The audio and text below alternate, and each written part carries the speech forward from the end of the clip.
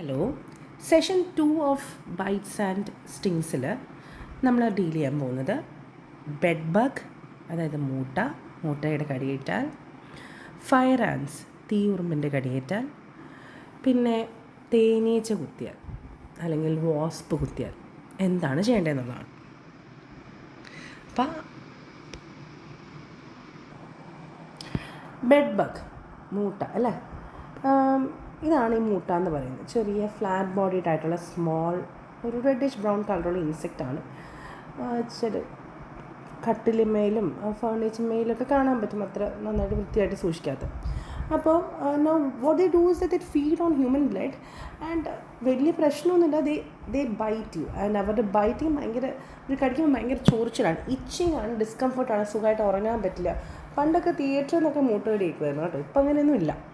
എന്തായാലും ഇപ്പം so what should you do when you are bitten by bed Bugs?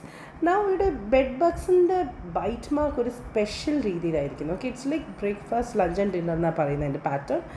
ഒരു കൊതുക് കടിക്കുന്നതിന് ഒരു കടി ഇട്ടിട്ട് പോവുകയല്ല ചെയ്യുന്നത്.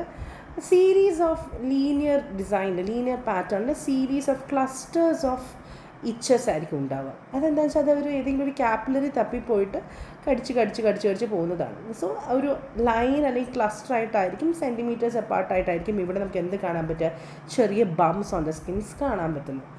സോ ഇവരുടെ സലേവ ഇറ്റ് ക്രിയേറ്റ്സ് എ ചെറിയ toxic chemical which causes high irritation and അതുകൊണ്ട് ഭയങ്കര ചൊറിച്ച് നമുക്ക് ഫീൽ ചെയ്യും. അപ്പോൾ ഇവിടുത്തെ നമ്മുടെ ഫസ്റ്റ് എയ്ഡ് എന്താണ്? First of all, we have to wash the area with soap and water, and what you have to do is that you have to apply ചെറിയ തണുത്ത കംപ്രസ്, കാരണം അവിടുത്തെ സ്വെല്ലിംഗ് ഒന്ന് കുറച്ച് കുറയ്ക്കാനായിട്ട്. പിന്നെ ചൊറിയത്, you should not scratch it with your nails, കാരണം ഓൾറെഡി ബെഡ് ബഗിൻ്റെ സലൈവയിലുള്ള ബാക്ടീരിയ അവിടെ ഉണ്ടാവും. അതിലൂടെ നമ്മുടെ നഖത്തിലെ ബാക്ടീരിയ കൂടെ ചെന്നിട്ട് വേറൊരു ഇൻഫെക്ഷൻ ഉണ്ടാകും. So you should not scratch it. അതിന് പകരം ആൻറ്റി ഇച്ച് ക്രീംസ് അല്ലെങ്കിൽ ഈ കലാമിൻ ലോഷനൊക്കെ നമ്മൾ തേച്ച് കഴിഞ്ഞാൽ കുറച്ച് ചൊറിച്ചിൽ കുറഞ്ഞ് കിട്ടും. അപ്പോൾ മൂട്ട കടിച്ചാൽ ചെയ്യേണ്ടത് നന്നായിട്ട് കഴുകിയിട്ട് സോപ്പിട്ട് നന്നായിട്ട് ചെറിയ സോപ്പിട്ട് കഴുകിയിട്ട് കോൾഡ് കംപ്രസ് വയ്ക്കുക, ഒരു കലാമിൻ ലോഷൻ തേക്കുക. അപ്പം റുട്ടീനായിട്ട് ബെഡും ഫർണിച്ചറൊക്കെ വൃത്തിയാക്കുക എന്നുള്ളതാണ് ഇവിടുത്തെ ഒരു ഫസ്റ്റ് എയ്ഡ് എന്ന് പറയുന്നത്.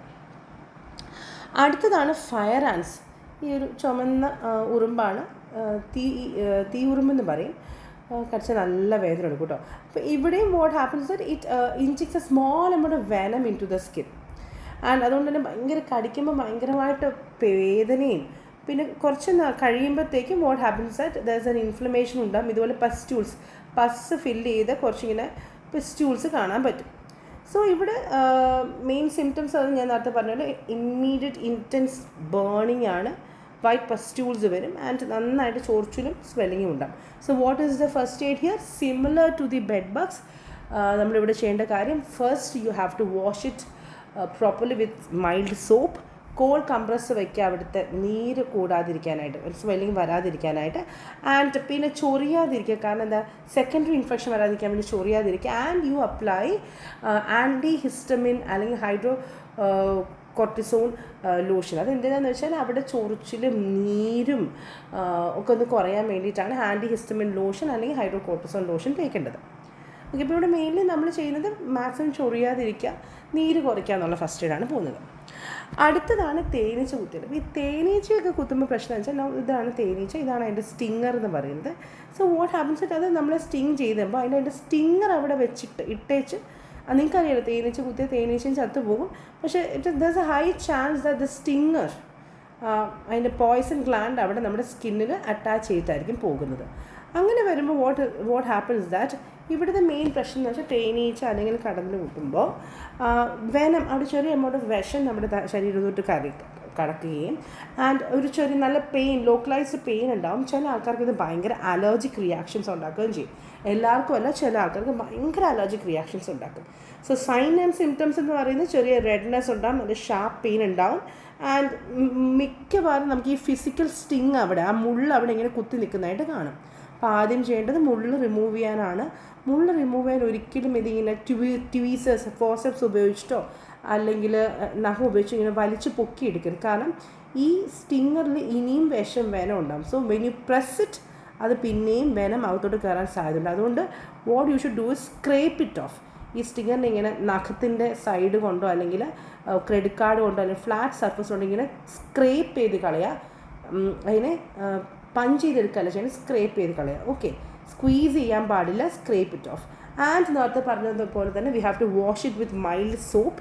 ആൻഡ് ഇവിടെയും ഹിസ്റ്റമിൻ അല്ലെങ്കിൽ കലാമിൻ ലോഷൻ, എന്തിനാണ് കോൾഡ് കംപ്രസ് വയ്ക്കുക, കലാമിൻ ലോഷനിൽ ഹിസ്റ്റമിൻ ലോഷൻ പരട്ടുക, കാരണം അതിൻ്റെ ഇച്ചിങ് റെഡ്നെസ്സും കുറയ്ക്കാനായിട്ട്.